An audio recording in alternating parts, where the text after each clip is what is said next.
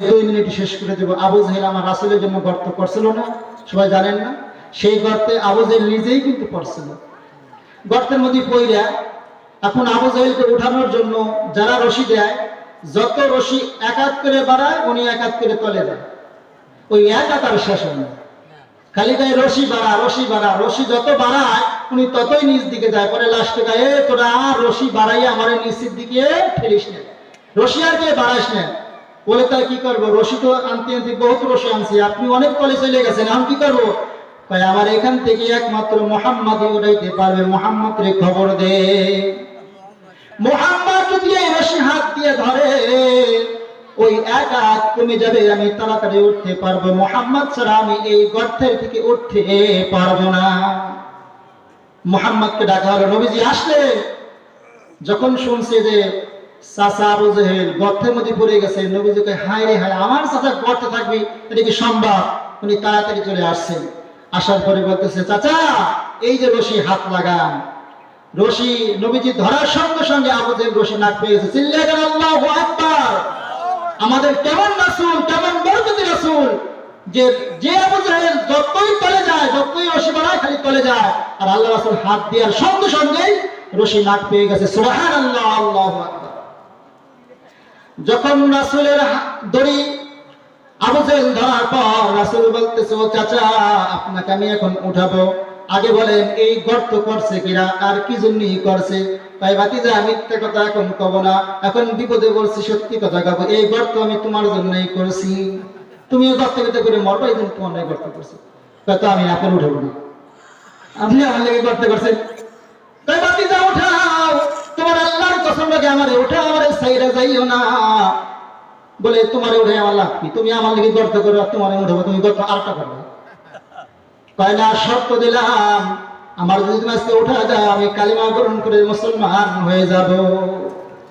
নবীজি বললেন, চাচারে কথা দিলেন যেহেতু মুসলমান হবেন, এই শর্তে উঠাইলাম, যদি কথার বেখেলাপ করেন আল্লাহর পক্ষ থেকে বিচার ফয়সালা হবে।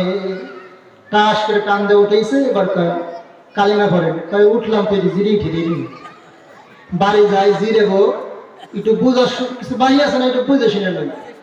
তো নবীজি ভাবছে ঠিক আছে, এটা জিরেবি, একটু বুঝো। 2 দিন পর ও চাচা আপনার কি বুঝ হইছেনি? তাই বুঝ হইছে, তুমি বড় জাদুঘর। বলেন নাউজুবিল্লাহ। তাই তুমি বড় জাদুঘর, হইল কথা। এই জন্য আল্লাহ রাসূল যতই চেষ্টা করছে আবু জাহেলকে হিদায়াত করার জন্য পারে না। পরে আল্লাহ পাক লাস্টে আয়াত নাযিল করে দিলেন, ও রাসূল আমি আপনাকে বানাইছি দিন প্রচার করার জন্য, আমি আপনাকে দারোগা বানায় পাঠাই নাই, হিদায়াতের মালিক, হিদায়াতের চাবিকাঠি আমি আল্লাহর কাছে। ও আবু জাহেলের হিদায়াত নাই, ওরে আপনি যতই বোঝেন কাজ হবে না, হিদায়াত থাকলে সেটা কাজ হবে।